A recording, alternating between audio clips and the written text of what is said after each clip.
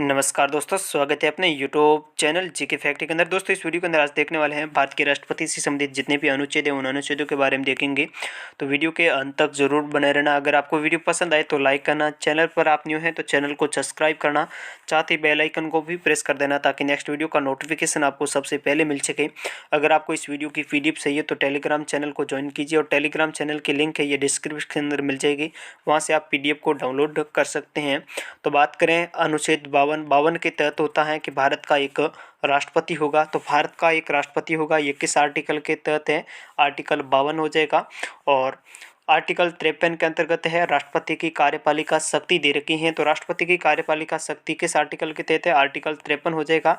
राष्ट्रपति की कार्यपालिका शक्ति का मतलब ये होता है कि राष्ट्रपति को ये अधिकार है कि वो सुप्रीम कोर्ट के जो मुख्य न्यायाधीश है उसकी नियुक्ति कौन करता है? राष्ट्रपति करता है। भारत के नियंत्रक, महालेखा परीक्षक, उनकी नियुक्ति राष्ट्रपति के द्वारा की जाएगी।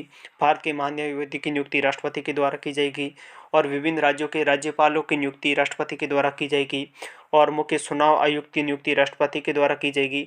जो ये कार्य दे रखे हैं, ये कार्यपालिका शक्ति है, वो आर्टिकल 53 के अंतर्गत राष्ट्रपति को दे रखी है। राष्ट्रपति की जो कार्यपालिका शक्ति है वो आर्टिकल 53 हो जाएगा। आर्टिकल 54 है, तो आर्टिकल 54 के अंतर्गत है राष्ट्रपति का चुनाव हो जाएगा। आर्टिकल 54, तो आर्टिकल 54 के अंतर्गत राष्ट्रपति का चुनाव हो जाएगा। राष्ट्रपति का चुनाव कौन कर सकता है? सदन के दोनों सदनों के निर्वाचित सदस्य, लोकसभा और राज्यसभा के, और राज्यों की विधानसभाओं के जो निर्वाचित सदस्य होते हैं वे कर सकते हैं। यानी मतलब सदन के दोनों सदनों के निर्वाचित सदस्य ही चुनाव के अंदर भाग ले सकते हैं। यह आर्टिकल 54 के अंतर्गत राष्ट्रपति का चुनाव हो जाएगा।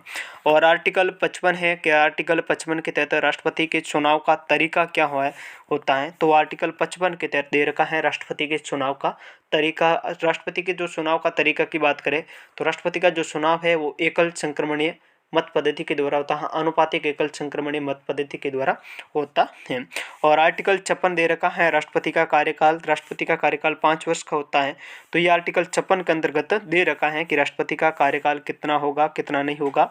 आर्टिकल 56 हो जाएगा।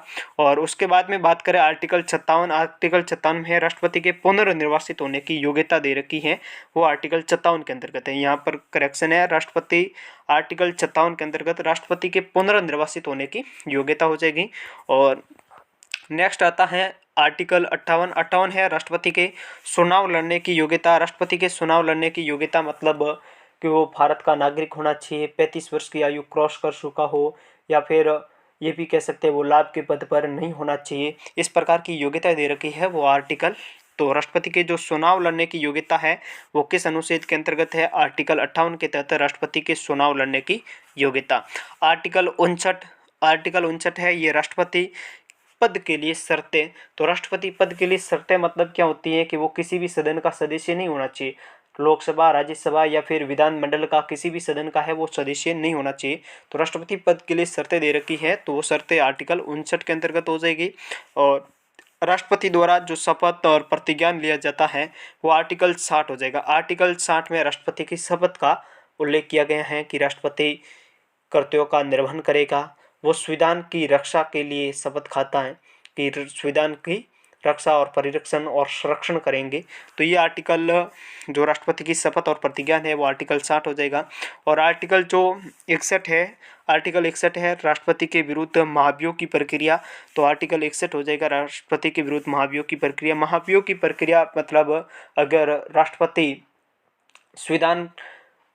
संविधान की अवहेलना करता है या संविधान पर अतिक्रमण करता है तो इस स्थिति में राष्ट्रपति पर महाभियोग की प्रक्रिया चलाई जा सकती है। महाभियोग की प्रक्रिया सदन के किसी भी हाउस में आ सकती है और जिस हाउस के अंदर पहले आती है अगर वो हाउस 2/3 बहुमत से उसको पारित कर दे तो ये जो प्रक्रिया है वो दूसरे सदन के अंदर चली जाती है। दूसरा सदन है इसकी जांच कराता है। अगर ये जांच के अंदर सही पाया जाता है तो दूसरा सदन है वो इसको 2/3 बहुमत से अगर पारित कर दे, मतलब राष्ट्रपति को पद से हटना पड़ेगा। ये महाभियोग की प्रक्रिया होती है। तो राष्ट्रपति के जो विरुद्ध महाभियोग की प्रक्रिया है वो आर्टिकल 61 हो जाएगा 61 के तहत।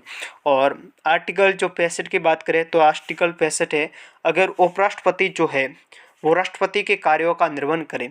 तो उस समय उपराष्ट्रपति को जो शक्तियाँ दे रखी है, कार्यों का निर्वहन किस प्रकार करेगा, कार्य करने की जो शक्ति है उपराष्ट्रपति की, अगर राष्ट्रपति का पद खाली है और उपराष्ट्रपति राष्ट्रपति के कार्यों का निर्वहन कर रहा है, तो उस समय जो उपराष्ट्रपतियों को जो शक्ति मिलती है वो उपराष्ट्रपति की शक्ति आर्टिकल 65 के तहत दे रखी है। आर्टिकल 65 में उपराष्ट्रपति का राष्ट्रपति के रूप में कार्य करने या राष्ट्रपति के कार्यों का निर्वहन करने की जो शक्ति है वो आर्टिकल 65 यानी 65 हो जाएगा।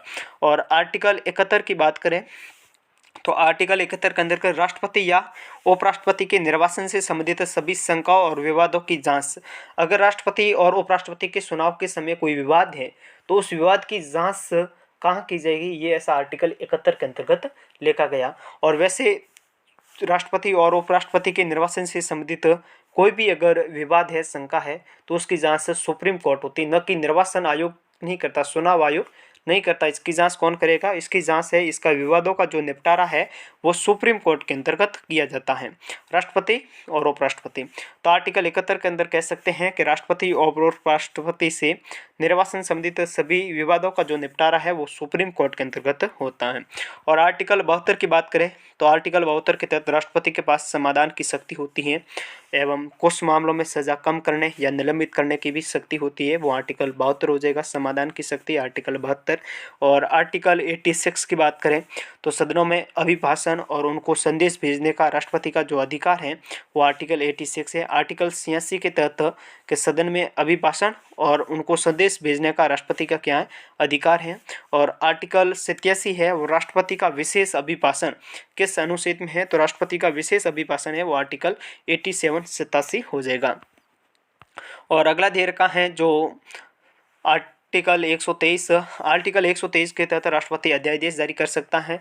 अध्यादेश का मतलब क्या है, अगर संसद का सत्र नहीं चल रहा है तो उस समय राष्ट्रपति को जरूरी है कि कोई कानून बनाना जरूरी है और संसद का सत्र नहीं चल रहा तो उस समय राष्ट्रपति अध्यादेश जारी कर सकता है। और जिस दिन से वो अध्यादेश है उसी दिन से कानून के रूप में लागू हो जाता है। और अध्यादेश की कुछ नियम और शर्तें होती है कि जिस दिन से सदन चल रहा है और शुरू हो जाए तो उसके 100 महीनों के भीतर उस बिल को सदन के अंदर लाना जरूरी होता है, तो वो अध्यादेश होता है। अगर वो सदन उस बिल को पारित कर दे तो वो कानून बना ही रहेगा, लगातार चलता ही रहेगा। और अगर वो सदन में वो बिल पारित नहीं होता है तो वो कानून वहीं से खारिज हो जाएगा, तो उसको कहते हैं अध्यादेश। तो अध्यादेश संसद के सत्रावसन के समय जो राष्ट्रपति अध्यादेश जारी करने की शक्ति है वो आर्टिकल 123 के तहत होती है।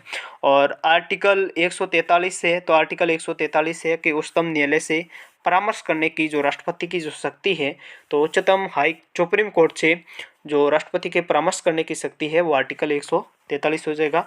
तो इस वीडियो से इतना ही। अगर आपको वीडियो पसंद आया तो लाइक करना, चैनल पर आप न्यू हैं तो चैनल को सब्सक्राइब करना, साथ ही बेल आइकन को भी प्रेस कर देना ताकि नेक्स्ट वीडियो का नोटिफिकेशन आपको सबसे पहले मिल सके। मिलते हैं अगले वीडियो के अंदर, तब तक के लिए वंदे मातरम, जय हिंद।